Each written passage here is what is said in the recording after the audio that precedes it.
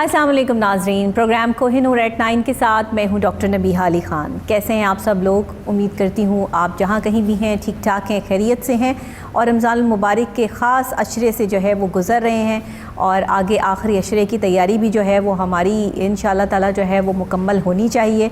और हमें ये समझ बूझ होनी चाहिए कि जब हमें ये अशरा मुयस्सर है कि जिसमें हम इस्तग़फ़ार कर सकते हैं, तो इसमें इस्तग़फ़ार की फ़जीलत और अहमियत बहुत ज़्यादा है। उठते बैठते चलते फिरते आप जब भी ये महसूस करें कि आप जो है वो ऐसी जगह पर मौजूद हैं जो आपके इर्द गिर्द का माहौल जो है वो पाक और साफ़ है, तो आप इस्तग़फ़ार जो है वो करते रहिए।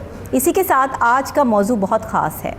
आज हम जिस तरह से जो है वो आगे रोज़ों की तरफ बढ़ रहे हैं, कहाँ हमने पहले दिन के रोज़े के हवाले से प्रोग्राम किया, रमज़ान मुबारक के हवाले से प्रोग्राम किया और आज जो है वो हम 18वें रोज़े तक पहुँच गए हैं।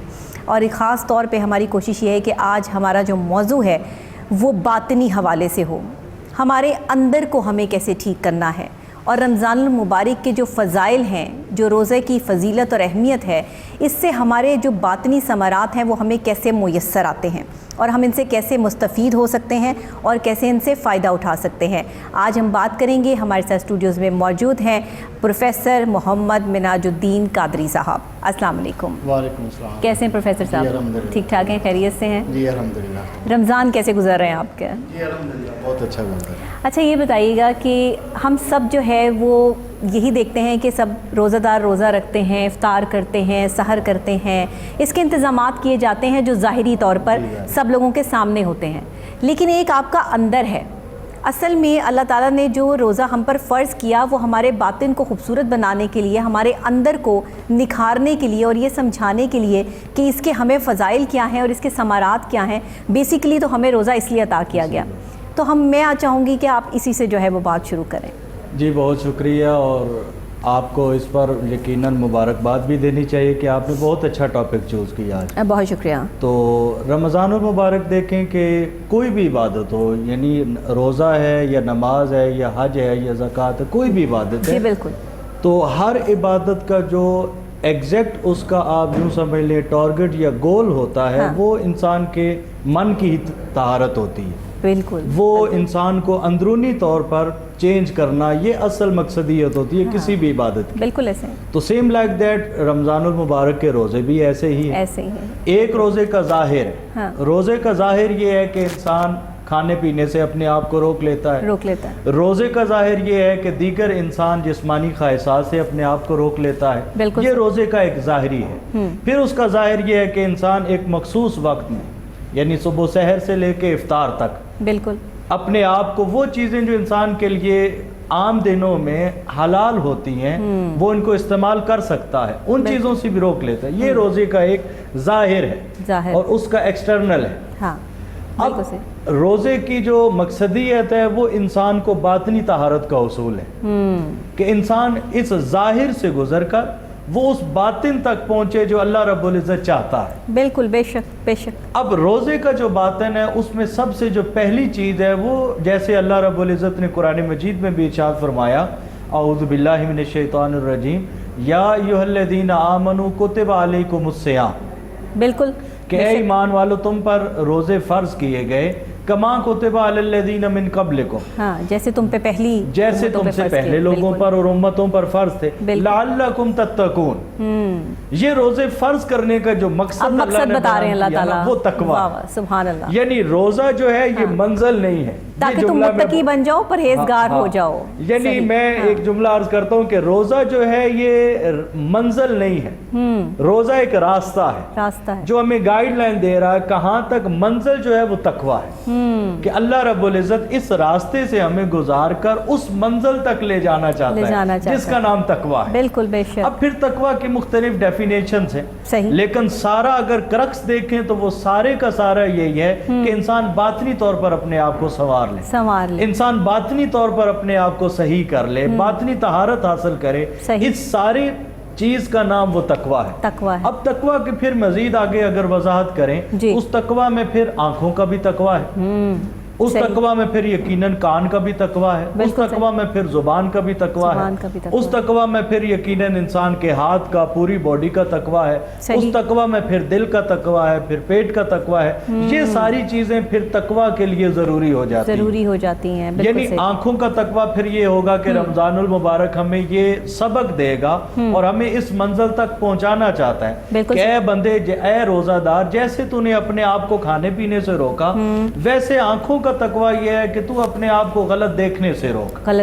बिल्कुल सही। जुबान का तकवा फिर ये हो जाएगा कि तू अपने आप को गलत बोलने से रोक। बिल्कुल ठीक। यानी झूठ से रोक, चुगली से रोक, अपने आप को गीबत से रोक, अपने जो अल्लाह ताला की नापसंदीदा चीजें हैं, यानी हर उस चीज से अपने आप को रोकना है जो बंदे को अल्लाह रब्बुल इज्जत से दूर करती है। यानी जो रब से दूरी का सबब बने, उस चीज से अपने आप को रोकना। हम देखते हैं प्रोफेसर साहब कि आज हमारे माशरे में जो नफ्सा नफसी का आलम है, जो लोग एक दूसरे से आगे बढ़ने चढ़ने के लिए जो है वो रोज़े भी जो है वो शो के लिए रखते हैं कि मैंने इतने रोज़े रखे, तुमने इतने रखे, तुम्हारे 2 रोज़े जो है वो नहीं रख पाए, तो क्यों नहीं रख पाए, ऐसा क्यों हुआ। लोग सहरी में एक दूसरे को फ़ोन कर रहे होते हैं, मैसेजेस चल रहे होते हैं, हाँ जी अफ्तारी के लिए आज क्या बनना है, सहरी में तुम्हारे जो है वो घर क्या बना। लोग ये खुशी भी, अच्छा अगर एक पहलू देखा जाए, हर चीज़ का नेगेटिव पहलू नहीं होता, एक पहलू जो है वो देखा जाए तो ये खुशी भी है कि जो हम शेयर करते हैं एक दूसरे के साथ कि आज हम ये सहर कर रहे हैं, सहरी में ये तमाम चीज़ें हैं, इफ्तारी में ये सब चीज़ें हैं, बांटते हैं, एक दूसरे से शेयर करते हैं। लेकिन यहाँ पर जो हमारे अंदर से हमें आवाज़ आती है, जो अल्लाह का हुक्म है, वो क्या है कि हमें ये रोज़ा रखने के लिए किन चीज़ों का ख्याल रखना है। बहुत अच्छी, ये भी आपने एक बिल्कुल इस तकवा से ही और मकसदियत से जुड़ी हुई एक बात पूछी है, और वो यकीनन इस पहलू में हमें ये कंसीडर करना। देखें आजकल जैसे सोशल मीडिया का दौर है, बिल्कुल, और सोशल मीडिया की ही लाइफ असलन लाइफ गिनी जाती है हर जगह पर जी। हम सोशल मीडिया यूज़ करते करते बाज़ दफ़ा ख़ुद भी इतना सोशल हो जाते हैं कि जो चीज़ें जिनको हम सोशल मीडिया पे ना लाएं तो बेहतर होगा। सही। हम उन चीज़ों को भी सोशल मीडिया से और इन चीज़ों से जोड़ना शुरू कर देते हैं। अब रमज़ानुल मुबारक तो एक ऐसी चीज़ थी कि जो अगर किसी ने रोज़ा रखा रमज़ान का जी, तो वो रोज़ा भी उसका और अल्लाह का, ये एक बाहमी इन दोनों का मैटर होता है। बिल्कुल सही। यानी रोज़ा ऐसी चीज़ है, अल्लाह और बंदे के दरमियान का ताल्लुक है ना, वो सिर्फ बंदे को पता है या अल्लाह को पता है कि इसने किस नीयत से रोज़ा रखा, रोज़ा कैसा जा रहा है, रोज़े का इसको सवाब जो है वो कैसे मिलना है, ये तो सही बात है। बिल्कुल ऐसी ही, यानी ये एक खुफिया चीज़ है जो बंदे और रब के दरमियान। अब हम इसको अगर जितना सोशलाइज करते जाएंगे उतना हम इसकी इफादियत से दूर होते जाएंगे। सही, शोबाजी में आ जाएगी चीज़, सही, वो नहीं होना चाहिए। एक बनावट आ जाएगी, उसमें फिर एक इंसान जो रियाकारी की तरफ जाना शुरू हो जाएगा। सही। और ये है कि फिर सहरी का, इफ्तारी का आप मेन्यू शेयर करते रहें, वो चीज़ें शेयर करते रहें। एक पहलू तो ये है कि हम दूसरे लोगों को भी एक अवेयरनेस दे रहे हैं इन चीज़ों के, कह रही हूँ ना, एक पहलू ये भी पॉजिटिविटी इस तरह भी देखी जा सकती है। कहीं ज्यादा खतरनाक पहलू वो है कि देखें ऐसे भी तो हैं जिनके पास अच्छी सहरी भी नहीं है, जिनके पास अच्छी इफ्तारी का एहतमाम नहीं है, वो जब इन चीज़ों से देखेंगे तो यकीनन उनका दिल दुखेगा, उनको तकलीफ होगी।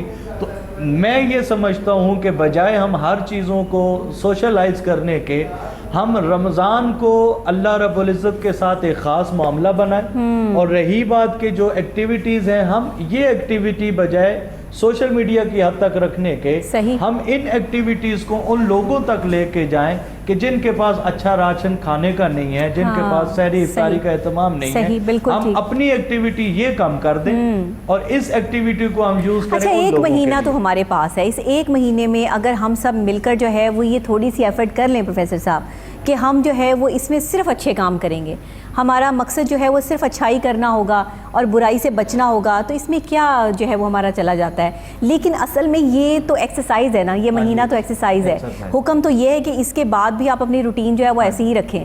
लेकिन अनफॉर्चुनेटली होता क्या है कि चांद रात से ही मामलात और हालात जो है वो डिफरेंट हो जाते हैं, चीज़ें चेंज हो जाती हैं। कुछ लोगों को मजबूरन चेंज करना पड़ता है, कुछ लोग ऑटोमेटिकली चेंज हो जाते हैं, भूल जाते हैं जी रमज़ान गुजर गया तो जी बात ख़त्म हो गई है। ये क्या चक्कर है? ऐसे ही है, ये भी हमारी सोसाइटी, यहाँ बातनी समारात किधर जाते हैं, यहाँ इस हमारी सोसाइटी का ये ट्रेंड है और बहुत खतरनाक ट्रेंड है ये, खतरनाक कि हम चांद रात से चांद रात तक चलते हैं जी। رمضان کا چاند آتا ہے تو ہم پھر ہر چیز چھوڑنے والے بن جاتے ہیں، بالکل صحیح، اور چاند جو ہی آگے عید کا شوال کو طلوع ہوتا ہے تو ہم رمضان کے جو ثمرات ہیں وہ کھونا شروع کر دیتے ہیں۔ حالانکہ جو اصل جو باطنی ثمرات ہیں اس میں دوسرا پہلو یہ ہے کہ جو ہم نے اخلاص کا اور عبادت کا ایک پریکٹس جو رمضان میں کی ہوتی ہے، ہم اس کو 11 مہینے بھی اسی طرح جاری رکھیں، اس کو اپنی زندگی میں اپلائی کرتے رہیں۔ یہ اصل میں ایک مہینہ انسان کو اللہ رب العزت اس ایکسرسائز سے گزارتا ہے کہ یہ ایک مہینہ ایسے گزار لو، بقیہ 11 مہینے اس طرح کے گزارنے کی کوشش کریں۔ چاند رات جو ہو یا آخری آگے اچھا، میں نے تو یہاں تک سنا ہے کہ چاند رات کو عبادت کرنے کا بڑا ثواب ہے، بہت زیادہ، اور چاند رات کو جو لوگ عبادت میں اپنا وقت گزارتے ہیں وہی اپنا سارا کہ وہ رزلٹ کا ٹائم ہے، اور لوگ جو ہے چاند رات کو تو بازاروں میں نظر آتے ہیں آپ کو، اور آج کل جو کووڈ-19 کی وجہ سے معاملات اور حالات ہو رہے ہیں جس میں سچویشنز یہ ہو رہی ہیں کہ ابھی تک بازاروں میں جو ہے وہ رش موجود ہے، اور اتنی زیادہ سیکیورٹی کرنے کے باوجود کہ رینجرز بھی بلا لی گئی ہے، مختلف سمارٹ لاک ڈاؤنز بھی لگے ہوئے ہیں، تو حالات اور معاملات اس طرح کے جو ہے وہ سچویشن اختیار کریں کہ جہاں پر تو جا کر جو ہے وہ دیکھ لیں اے سی سب جو ہے وہ تمام ایریاز کے جتنے اے سی ہیں وہ بیچارے آج کل جو ہے وہ یہی کام کرتے پھر رہے ہیں، بازاروں میں ادھر ادھر جا رہے ہیں، جہاں رش نظر آتا ہے وہاں سیل کر دیتے ہیں یا ان کو جو ہے وہ وارننگ دے کے چھوڑ دیتے ہیں۔ کتنی جگہ کنٹرول کرنے والی ابھی باقی پڑی ہیں، تو یہ آپ مجھے بتائیے گا کہ چاند رات جو عبادت کے لیے بنی، ہم یہ سمجھانے میں ناکام کیوں رہے عوام کو کہ چاند رات جو ہے وہ بیسیکلی آپ کی اس میں نہیں آپ نے گزارنی، بلکہ وہ بھی عبادت کے لیے ہی آپ کو جو ہے وہ ملی ہے، اور یہ عید جو ہے یہ ان کی ہے جنہوں نے تمام روزے رکھے ہیں۔ بالکل ایسا ہی، یہ ذرا بتائیے گا۔ اب اس میں دونوں پہلو، ایک تو میں اس پہ تھوڑا سا وقت لوں گا، ایک تو جو رمضان کا چاند طلوع ہوتا ہے نا، جب رمضان شروع ہونا ہوتا ہے جی، ایک اس چاند رات کی بھی بڑی فضیلت حدیث میں آئی ہے، بالکل ٹھیک ہے، اور حضور صلی اللہ علیہ وسلم نے فرمایا کہ اس چاند رات، جس چاند کے ذریعے آگے رمضان شروع ہوتا ہے، اس چاند رات آپ نے فرمایا کہ اگر کوئی شخص توبہ کرے یا نہ کرے، ٹھیک ہے، عبادت کرے یا نہ کرے، صرف رمضان کے چاند نظر آنے کی وجہ سے اللہ اس امت کے صغیرہ گناہوں کو معاف فرما دیتا ہے۔ یعنی ایک اس چاند رات کی بڑی اہمیت اور فضیلت آئی ہے، ایک جب رمضان گزر رہا ہوتا ہے اور رمضان اینڈ ہو رہا ہوتا ہے اور آگے شوال کا مہینہ جب شروع ہوتا ہے، ایک اس چاند رات کی بھی بڑی فضیلت آئی ہے۔ بالکل صحیح ہے، بالکل ایسے ہے، بالکل ایسے ہے۔ ہم اس کو یوں بھی دیکھ سکتے ہیں کہ جیسے ایک عام بندہ کہیں مزدوری کرتا ہے تو وہ دن بھر مزدوری کرتا ہے، دھوپ میں تپش برداشت کرتا ہے، کبھی پیاس کی شدت ہے، کبھی بھوک ہے، کبھی اپنے جسم پر مشقت برداشت کرتا ہے، تو جب شام کا وقت آتا ہے نا تو اس کی کیا کہتے ہیں کہ اجرت لینے کا وقت آتا ہے۔ وہ جہاں مزدوری کر رہا ہوتا ہے وہ اپنے اس ٹھیکیدار سے، وہاں جس نے مزدوری پر اسے لگایا، اس سے وہ اب معاوضہ لینے کا وقت ہوتا ہے۔ تو بالکل ایسے ہی ایک شخص جو رمضان المبارک کے روزے رکھ رہا ہے، رمضان میں عبادت کی پابندی جہاں تک اسے ہوتی ہے وہ کرتا ہے، تو چاند رات گویا ہم جو مزدوری کرتے ہیں پورا مہینہ، اس مہینے کی مزدوری لینے کا وقت ہوتا ہے۔ اور بہت حضور صلی اللہ علیہ وسلم نے ایسی تعلیم دی ہے، آپ نے فرمایا جو انسان چاند رات میں رمضان جہاں ختم ہو رہا ہوتا ہے، اس رات انسان اگر مشقت کے ذریعے، انسان اگر محنت کر لے، ریاضت کر لے عبادت کے ذریعے، تو جس کی بخشش رمضان میں نہ ہو سکی کسی وجہ سے، اگر وہ چاند رات بھی اہتمام کر لے تو اللہ تب بھی اسے معاف فرما سکتا ہے۔ یہ اللہ رب العزت کی کرم نوازیاں ہیں، اس کی عنایات ہیں۔ دیکھیں رمضان کے پورے مہینے کو برکتوں سے مالا مال کیا، پھر اللہ رب العزت نے ہر عشرے کو، ہر 10 دن کو الگ ایک نام دے دیا حدیث کی روح سے۔ بالکل ایسے، یعنی آپ نے فرمایا حضور صلی اللہ علیہ وسلم نے کہ پہلا جو 10 دن کا عشرہ ہوتا ہے، ہر نعمت اللہ کی غالب ہوتی ہے، اور ہر نعمت ہی اللہ رب العزت کی عام ہوتی ہے، لیکن پہلے 10 دنوں میں اللہ کی رحمت سب پہ نمایاں ہوتی ہے۔ پھر جب اگلے 10 دن آتے ہیں جس میں آج ہم بیٹھے ہیں، اس میں حضور صلی اللہ علیہ وسلم نے فرمایا کہ ہر چیز غالب رہتی ہے اللہ رب العزت کی طرف سے، اس کا کرم ہر ایک کے لیے عام ہوتا ہے، لیکن اس دوسرے عشرے میں آپ نے فرمایا کہ جو اللہ کی بخشش اور مغفرت ہوتی ہے وہ عام ہوتی ہے۔ جب تیسرا عشرہ 2 دن کے بعد شروع ہوتا ہے جسے جہنم سے نجات کا عشرہ کہتے ہیں، اس میں بھی ہر چیز ہوتی ہے، اللہ کی ہر عنایت ہوتی ہے، ہر کرم نوازی ہوتی ہے، لیکن یہ جو ایک پہلو ہوتا ہے نا کہ وہ اپنے بندوں کو جہنم سے نجات کا پروانہ دیتا ہے، یہ چیز عام ہو جاتی ہے۔ سبحان اللہ۔ پھر اللہ نے دیکھیں بخشنے کے کیسے کیسے اس نے بہانے تلاش کیے، یعنی ہر عشرے کو پھر ڈیوائیڈ کیا، پھر جب آخری عشرہ آیا جو شروع ہوگا 2 دنوں کے بعد، اس میں پھر طاق راتوں کو رکھ دیا، سبحان اللہ، ان طاق راتوں میں پھر ایک رات لیلۃ القدر کی رکھ دی۔ یہ سارا کچھ انسان کو بخشنے کے لیے اللہ رب العزت آسانیاں فراہم کر رہا ہے، بالکل ایسے۔ اور جیسے آپ نے کہا چاند رات کے حوالے سے، تو وہ چاند رات بھی اصولی طور پر انسان کی بخشش کے لیے۔ اچھا، یہ تو درمیان میں بات آگئی چاند رات کی، ابھی تو کافی دور ہے چاند رات، ابھی تو ہمیں جو ہے وہ آخری عشرے سے جو ہے وہ گزرنا ہے، پراپر اس کی جو ہے وہ تیاری کرنی ہے۔ یہاں اگر ہم بات کر لیں اعتکاف کے حوالے سے بھی، کہ آگے جو ہے وہ اعتکاف کے حوالے سے بھی جو بیٹھتے ہیں اعتکاف میں، اس کے کیا معاملات ہوتے ہیں، کن کن چیزوں کا دھیان اور خیال کرنا چاہیے؟ ایک پروگرام پہلے بھی ہم جو ہے اس پہ کر چکے ہیں اور انشاءاللہ آگے بھی کریں گے، تو میں چاہوں گی کہ ہم اس حوالے سے بھی جو ہے وہ اپنے ناظرین کے لیے جو بھی چیدہ آپ کے پوائنٹس آپ کے پاس موجود ہیں وہ آپ ان سے ضرور شیئر کریں۔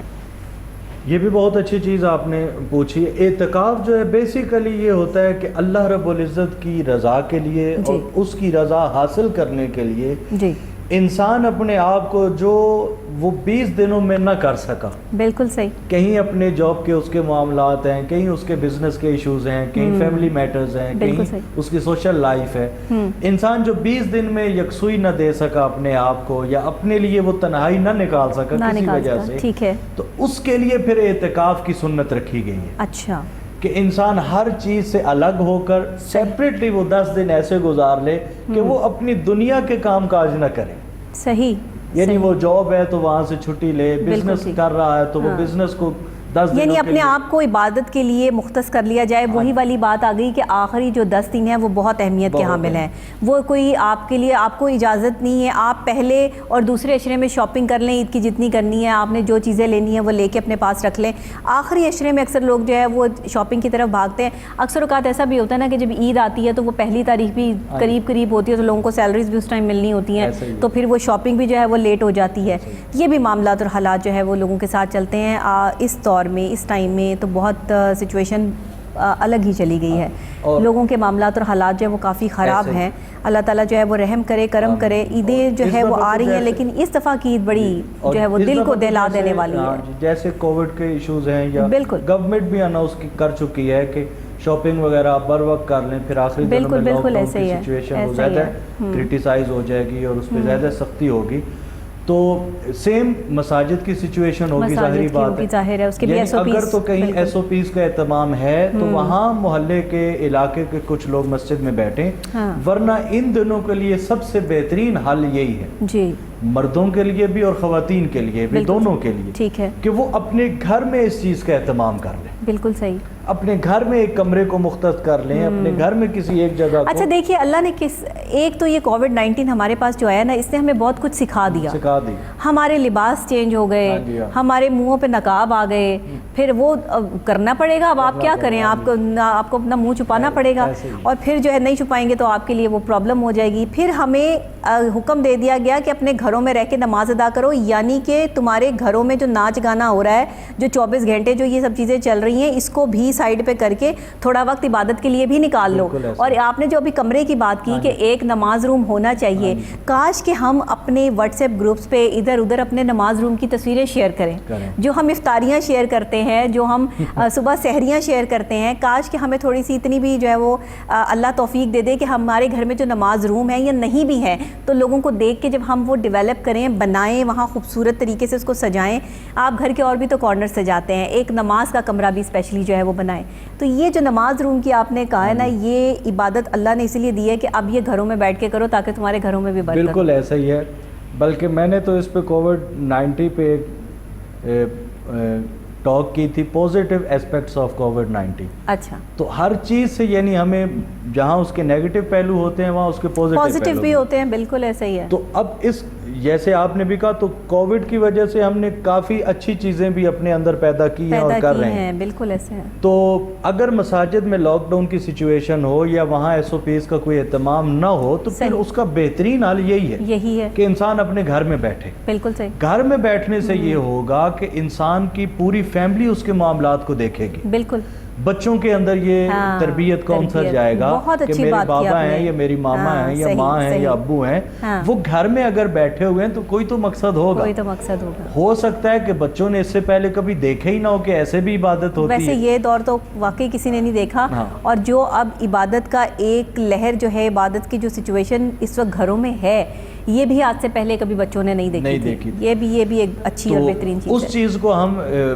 سوشل میڈیا پہ ایک کیا کہتے ہیں پیغام شیئر کرنے کی ضرورت ہے کہ ہم اپنے گھروں میں اس طرح کا اہتمام کریں. اور ہم تو جہاں تک ہوتا ہے گھروں کے اندر ایک جگہ مختص کر دیتے ہیں جہاں بیٹھ کر صرف حضور پہ درود و سلام پڑھیں, اسے ہم حلقہ درود و فکر کا نام دے دیتے ہیں.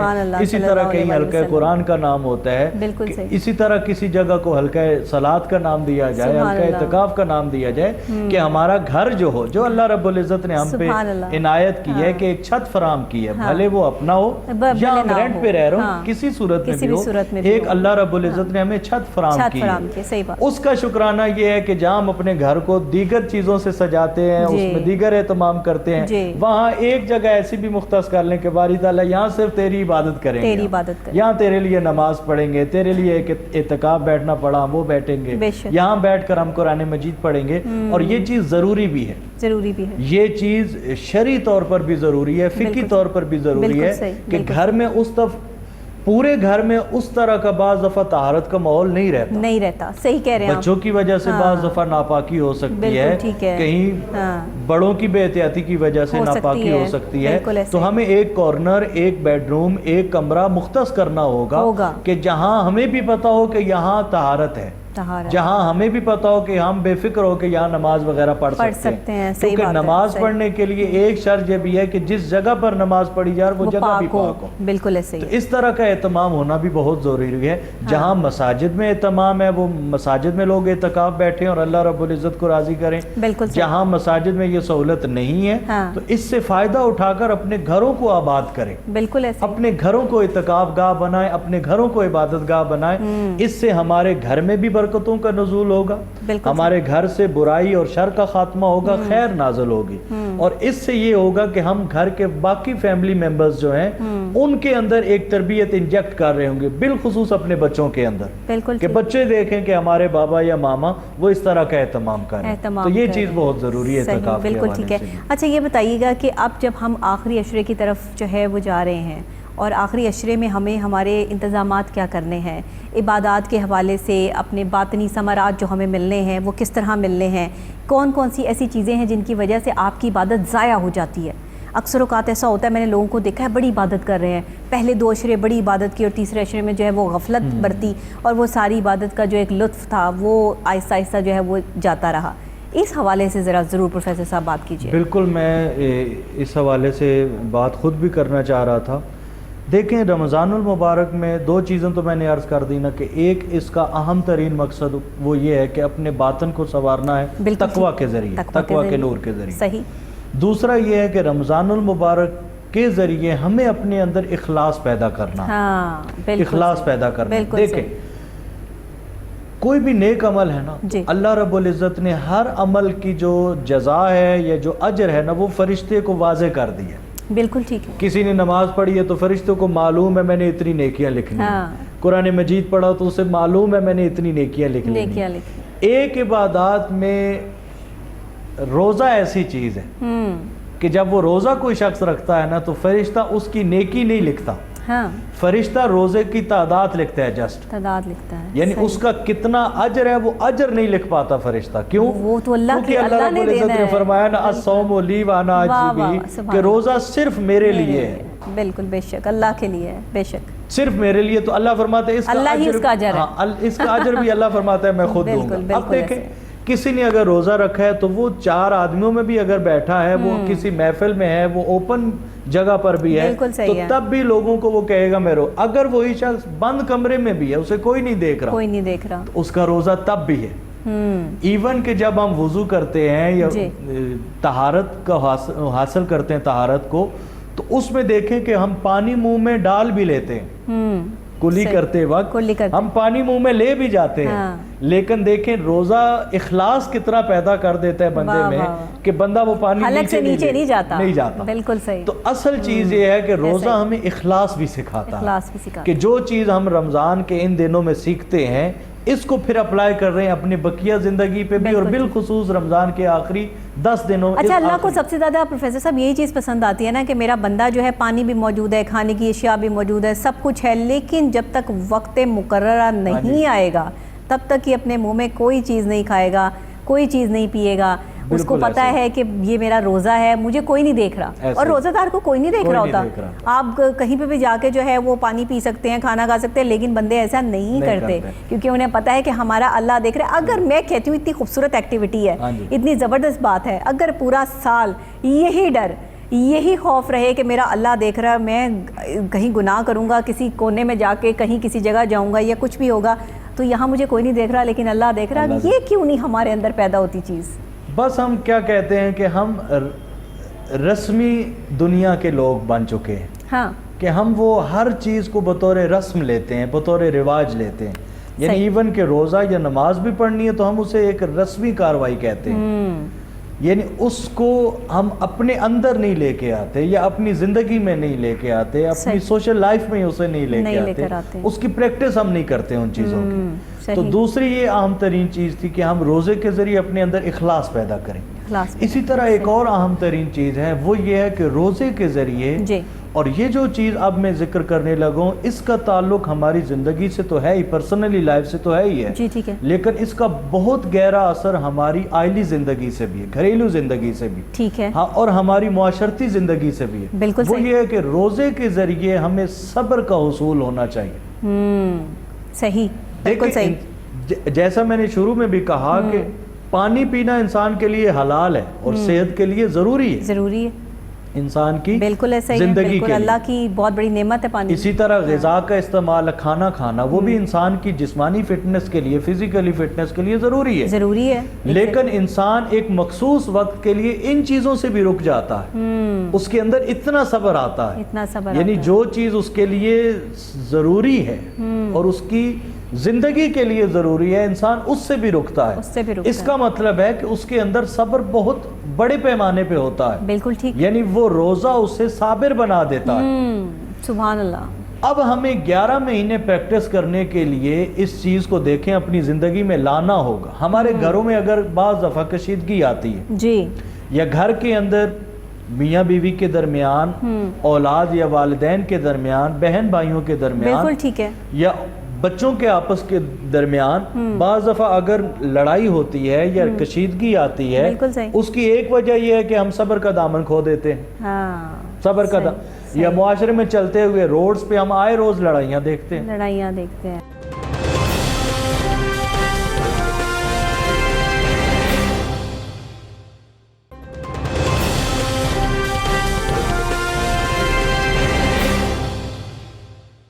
رمضان المبارک میں لڑائیاں ہوتی ہیں نا گھروں میں اور سڑکوں پہ، شاید عام روٹین میں نہیں ہوتی کہ روزہ رکھ کے ہمیں غصہ آتا ہے اور ہم اس غصے پہ کنٹرول کرنا نہیں جانتے. ہمارا جو ہے وہ اندر تپ رہا ہوتا ہے کیونکہ نہ آپ نے پانی پیا ہے، نہ آپ نے کھانا کھایا، وہ سارا کا سارا غصہ آپ نے کسی اور پہ نکال دیا ہے. تو روزے نے ہمارے اندر جیسے صبر پیدا کیا، ہمیں اس صبر کو پھر معاشرے میں بھی لے کے آنا. ابھی تک ہمارا معاشرہ جو ہے نا اس چیز سے نہیں نکل سکا.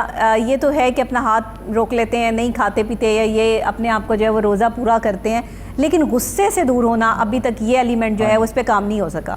تو اگر روزہ ان چیزوں سے نہیں ہمیں روک رہا باطنی طور پر، تو اٹس مین کہ ہماری کہیں نہ کہیں خرابی ہے روزہ رکھنے میں بھی. ہم ظاہر پہ پورا اتر رہے ہیں، بالکل ایسا ہی ہے، لیکن اس کو اپنے باطن میں نہیں لے کے. تو روزہ جہاں ہمارے اندر صبر پیدا کرتا ہے، ہمیں وہ رویہ اپنانا ہوگا صبر والا، ٹالرنس والا. ہمیں معاشرتی طور پر ایک رویہ اپنانا ہوگا. اچھا، یہ رویہ جس کو صبر کہتے ہیں، استقامت کہتے ہیں، برداشت کہتے ہیں، یہ تو ہمارے معاشرے سے بالکل الگ ہو کے رہ گیا ہے. یہ تو اب معاشرے میں نظر نہیں آتا. اس کی وجوہات کیا ہیں؟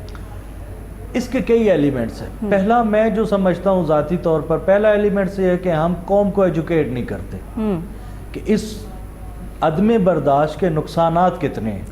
وہ نقصان جب بعد میں ہوتا ہے وہ کہتے ہیں، اچھا کچھ لوگوں کو میں نے ایسے دیکھا ہے کہ غصے میں اس لیول تک پہنچ جاتے ہیں کہ دیکھا جائے گا جو ہوگا، اس کا جو نکلے گا نتیجہ بعد میں دیکھا جائے گا. بعد میں وہ نتیجہ پھر آپ کے جھیلنے کے اس طرح ہوتا نہیں ہے کہ آپ اس کو جھیل سکیں نتیجے کو، لیکن اس وقت میں غصے میں آ کے پتہ نہیں کیا کچھ بندہ کہہ دیتا ہے. تو ایک تو یہ ہے کہ ہم قوم کو ایجوکیٹ نہیں کرتے. کرتے اس میں جیسے آپ اس پروگرام کے ذریعے آپ کا چینل اپنے مختلف پروگرامز کے ذریعے بالکل ایجوکیٹ کرتا ہے. کاش کہ ہر چینل ہی ایسے ہر ایجوکیٹ جگہ کریں. بالکل اسی طرح سوشل میڈیا ہے.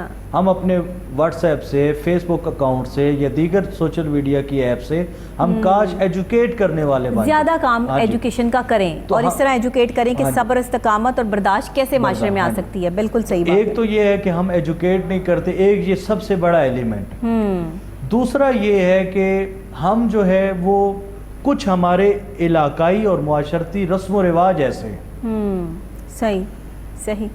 اسی طرح پھر ہماری خوراک کا بھی ایک عنصر ہوتا ہے. ہم ظاہری بات ہے بالکل مرچ مسالے وانے کھانے والے لوگ ہوتے ہیں اور ہم بہت زیادہ کہتے ہیں جی اسپائسی چیزیں ہونی چاہیے. یہاں تو لوگ کھانے میں جو کچی ہری مرچیں ڈال کے جو ہے وہ کھاتے ہیں، تو اس کا پھر کھلائی جاتی ہیں لام والا پھر اسی چیزوں کا اثر انسان کی طبیعت پہ آتا ہے. ایسے ہی. اور ان لوگوں کو غصہ بہت آتا ہے اور پسینہ بھی بہت آتا ہے جو لوگ ہری مرچیں کچی کھا جاتے ہیں. سوچ رہے ہوں گے لوگ کہ یہ ڈاکٹر صاحبہ ٹھیک کہہ رہی ہیں. مجھے پتہ ہے نا ایسے بڑے غصے والے پیشنٹ میرے پاس آتے ہیں. تو اس طرح کے مختلف سارے ایلیمنٹس ہوتے ہیں جو انسان کے اندر عدم برداشت پیدا کرتے ہیں.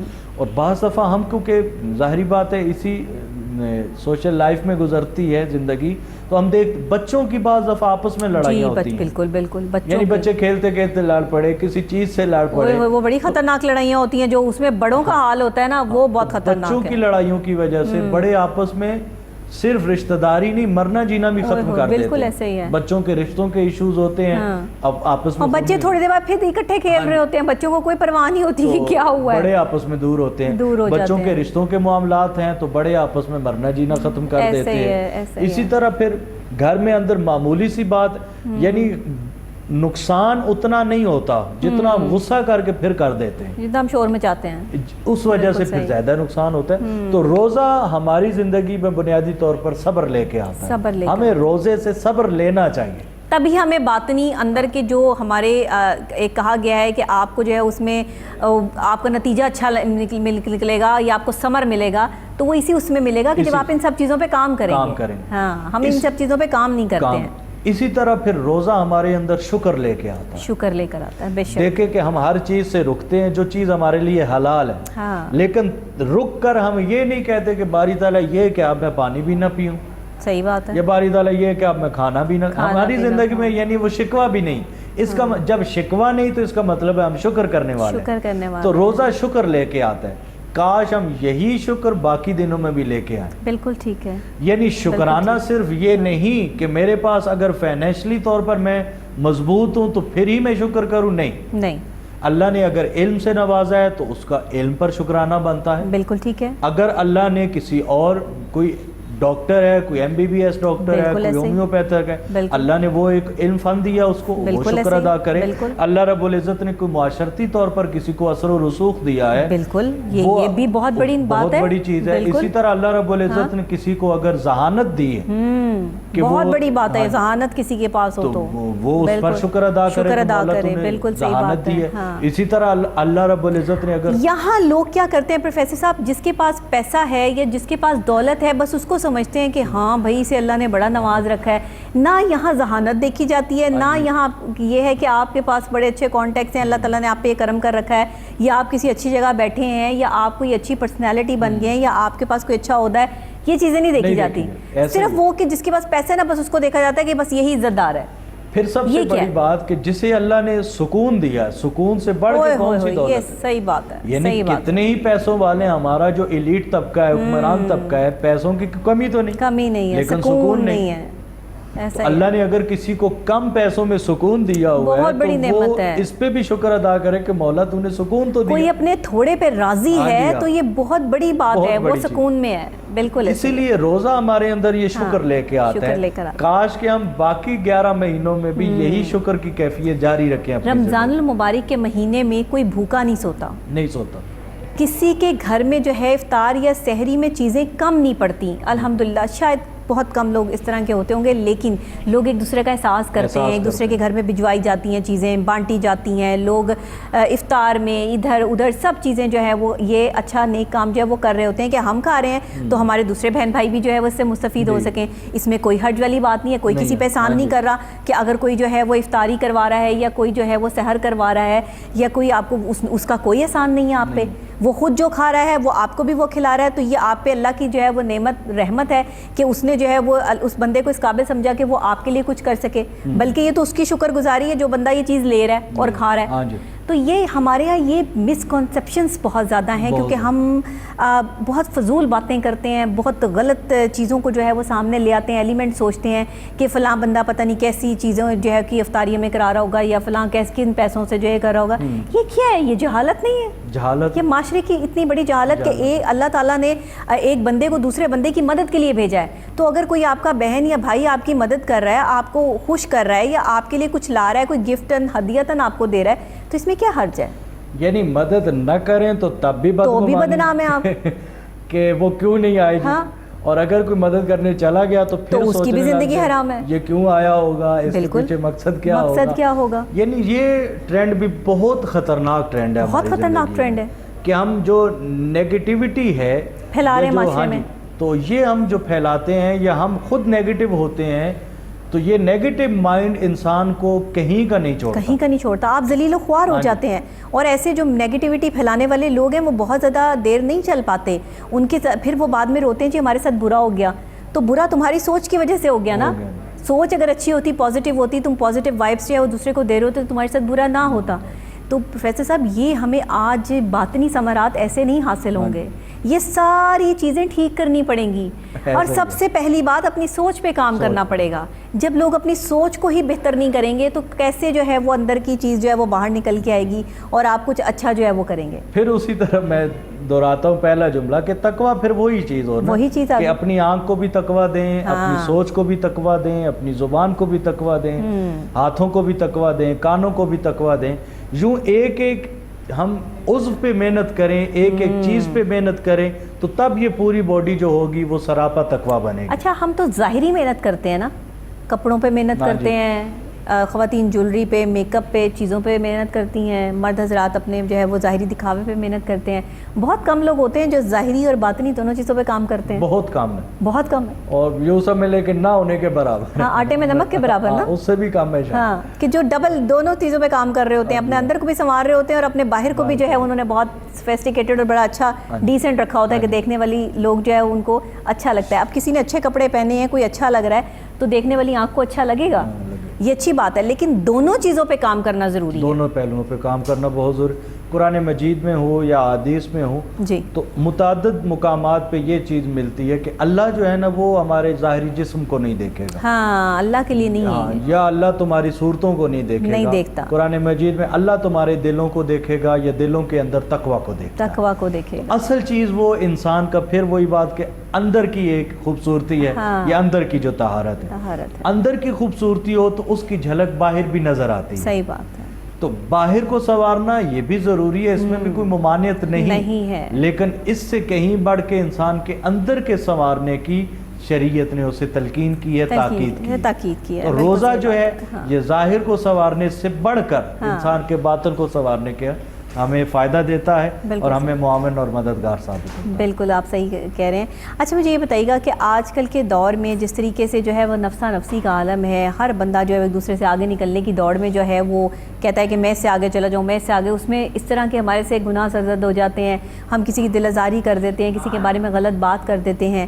تو یہاں پہ ہمیں جب ہم روزہ بھی رکھ رہے ہیں، نماز بھی ادا کر رہے ہیں، رمضان المبارک میں نیک کام بھی کر رہے ہیں، لیکن ایک گناہ ہم سے ہو گیا ہے کہ ہم نے کسی کا دل دکھایا ہے، یا کسی سے آگے بڑھنے کے چکروں میں ہم نے جو ہے وہ تھوڑی سی چالاکی دکھائی ہے، تو وہاں پر ہماری عبادتیں اور ریاضتیں کہاں جاتی ہیں؟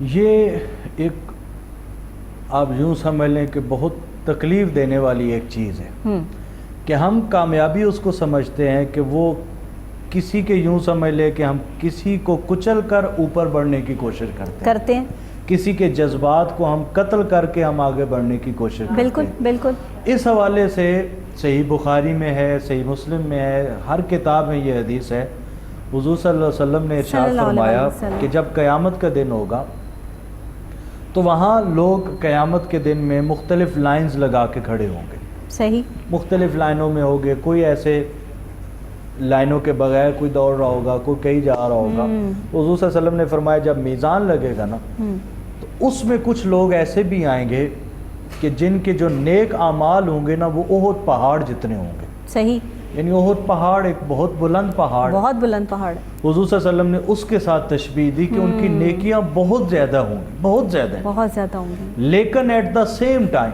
ہاں حضور نے فرمایا کہ انہوں نے لوگوں کے حقوق بھی بہت کھائے ہوں گے، صحیح، یعنی انہوں نے کسی کی چغلی کی ہوگی، کسی کی غیبت کی ہوگی۔ اب دیکھیں یہ کیسا بڑا گناہ ہے کہ اس کی سزا بہت زیادہ ہے، لیکن لوگ ہر بندہ کر رہا ہے، ہر بندہ کر، ہر کونے میں جو ہے وہ یہ چغلی ہو رہی ہے، ہر جگہ پہ بیٹھے ہوئے لوگ ایک دوسرے کی چغلیاں کر رہے ہیں، اور ساتھ کہہ بھی رہے ہوتے کہ کہیں غیبت ہو ہی نہ جائے، کر بھی رہے ہیں اور کہیں ہو بھی نہ جائے، نہیں یہ بھی کہہ دیتے ہیں کہ ہم برائی تھوڑی کر رہے تھے، ہم تو یہ بتا رہے ہیں آپ کو، یہ اس طرح کی حرکتیں کرتے ہیں۔ اس میں حضور صلی اللہ علیہ وسلم نے فرمایا کہ وہ احد پہاڑ جتنے ان کے اعمال ہوں گے، لیکن انہوں نے کسی کا مال لیا ہوگا واپس نہیں کیا ہوگا، کسی کے خلاف انہوں نے بدگمانی کی ہوگی، صحیح، کسی کا انہوں نے دل دکھایا ہوگا، کسی کی غیبت کی ہوگی، کسی کی چغلی کی ہوگی، صحیح، تو جن جن لوگوں پر اس شخص نے زیادتی کی ہوگی، صحیح، حضور نے فرمایا وہ لوگ لائنیں بنا کے کھڑے ہو جائیں گے، یعنی ایک لائن لگی ہوگی جس میں سارے اس طرح کے ہوں گے، وہ کہہ رہے ہوں گے کہ اس نے ہمیں گالیاں دی فلاں موقع پر،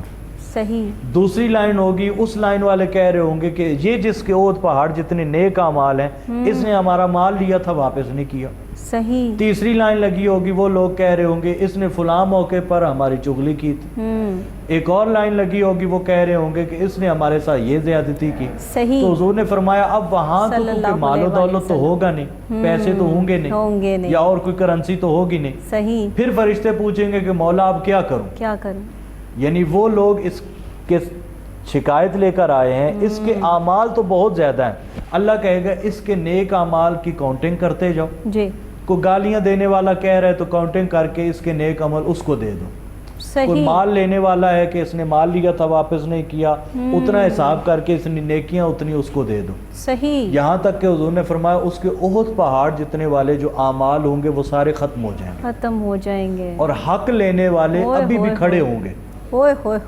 تب فرشتے کہیں گے کہ مولا اب تو نیکیاں ختم ہو گئیں، اب کیا کریں، تو اللہ کہے گا جو لوگ کھڑے ہیں ان کے گناہ اٹھا کر اس کے حق میں ڈالتے جاؤ، تو وہ جو نیک اعمال احد پہاڑ جتنے لے کے آیا تھا وہ اعمال بھی ختم ہوئے، اور پلس یہ ہے کہ ان لوگوں کے جب گناہ اس کے پلڑے میں آ گئے تو یہ احد پہاڑ سے بھی بڑھ کے حضور نے فرمایا برائیاں لے کر جہنم میں چلا جائے گا، اندازہ لگائی۔ اگر یہ بات ہم سمجھتے کیوں نہیں؟ یہ بات ہم اس لیے نہیں سمجھتے کہ یہ یعنی اس میں کہیں نہ کہیں جو مذہبی حلقہ ہے، جو علماء ہیں، جو اسکالرز ہیں، یہ کیوں نہیں سمجھائی جاتی بات؟ یہ وہاں سے بھی سمجھانے کی ایک ضرورت ہے، بالکل ضرورت ہے، اور قوم کو میڈیا کے تھرو ایجوکیٹ کرنے کی بھی ضرورت ہے، اور میں تو اکثر یہ جملہ کہتا ہوں کہ حقوق اللہ جو ہوتے ہیں نا، اللہ کے جو حقوق ہیں، نماز ہے، روزہ ہے، وہ فرض ہیں، وہ تو آپ نے کرنے کے، لیکن حقوق اللہ جو ہیں اگر اس میں کہیں کمی رہ گئی، مثلا کسی کی نمازیں پوری نہ ہو سکیں، کسی کے روزے پورے نہ ہو، دنیا سے وہ چلا گیا، اگر کمی رہ گئی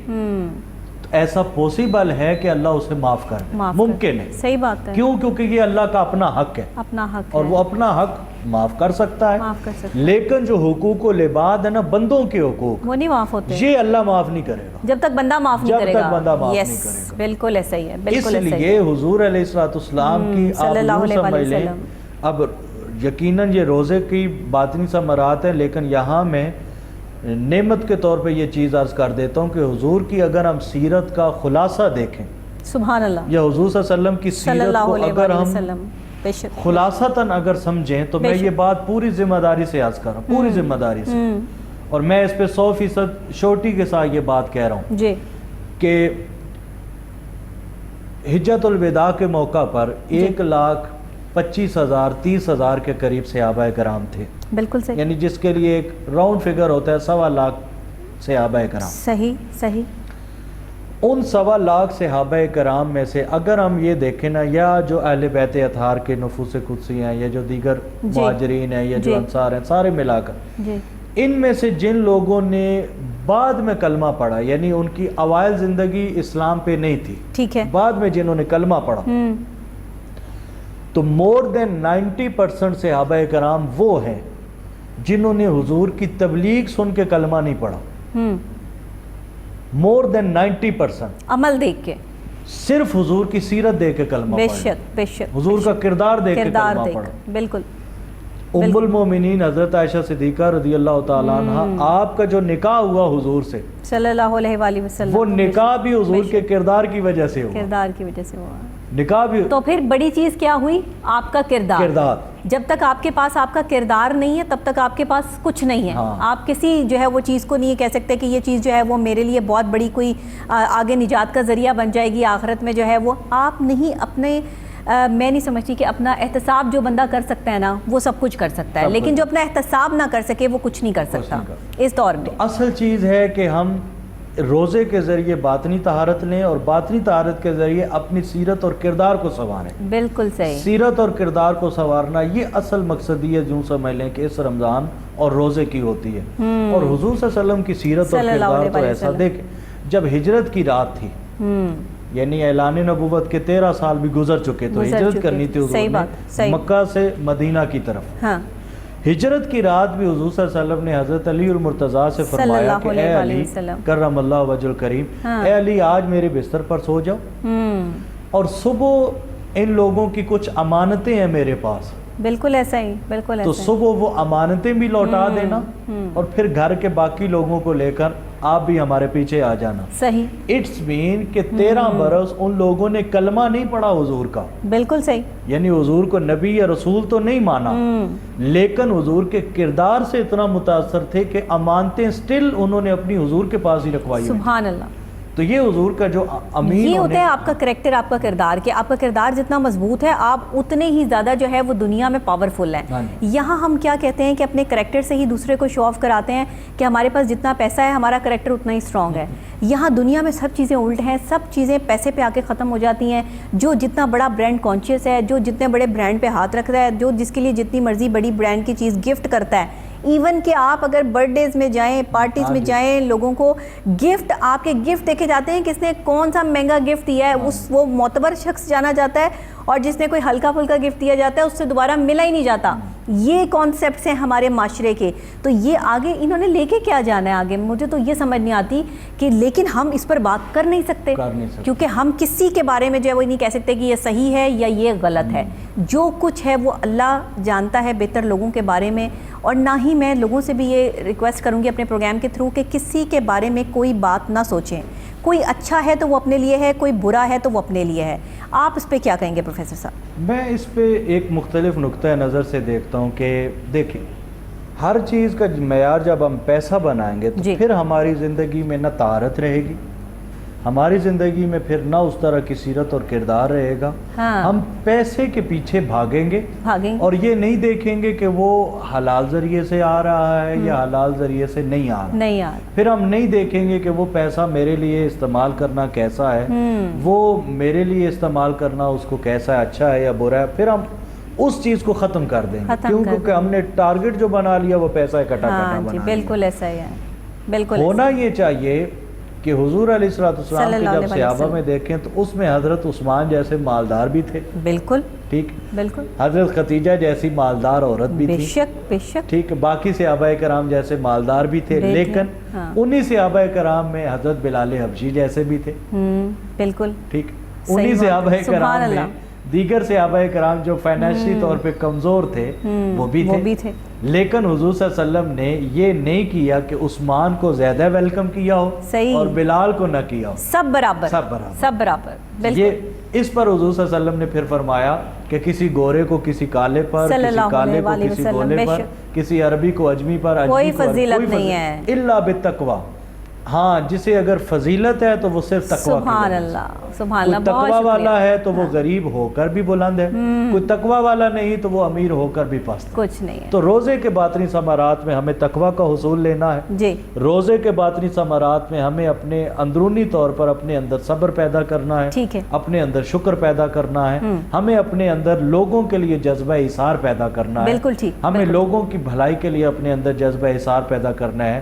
اور روزے کے ذریعے ہمیں اپنے اندر اخلاص کی دولت کو پیدا کرنا۔ بہت شکریہ پروفیسر صاحب آپ کا، بہت خوبصورت طریقے سے آج آپ نے ہمیں روزے کے باطنی ثمرات کے حوالے سے جو چیدہ پوائنٹس بتائے، کیونکہ یہ اتنے تفصیلاً پروگرام ہوتے ہیں کہ جس کے لیے 1 گھنٹہ کافی نہیں ہوتا، لیکن کیونکہ ہمارے پاس یہ 1 گھنٹہ ہوتا ہے اور ہماری کوشش یہ ہوتی ہے کہ ہم اس میں کچھ خاص اسپیسیفک پوائنٹس جو ہیں وہ آپ کے ساتھ جو ہے وہ ڈسکس کریں، اور سوشل پوائنٹ آف ویو سے کریں، معاشرتی پوائنٹ آف ویو سے کریں، ہم اپنے عام روٹین کی جو چیزیں ہیں، جو معاملات ہیں، حالات ہیں، اس سے لے کے آپ کو سمجھائیں کہ اسلام اور ہمارے معاشرتی معاملات اور حالات جو ہیں ایک دوسرے سے کتنے ملتے جلتے ہیں، اور اللہ تعالیٰ ہم سے کیا چاہتے ہیں۔